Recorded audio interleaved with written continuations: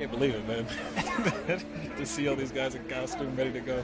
Got half a ping pong ball taped to my eye, you know, but there are worse things that could happen to you.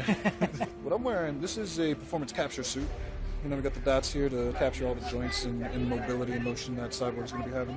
Chest light here, so you can see the core of Cyborg glowing. And we've got the ping pong ball with the LED lights on it. The shadows fall in appropriate places from other people. The biggest challenge for me would probably be acting as if I am in this heavier gear. I look around and I see Batman in the bat suit. I see Wonder Woman in her gear. Everybody's looking really cool. And I look down at me and I'm just in the pajamas. And I'm thinking, you know what? We'll get it in post.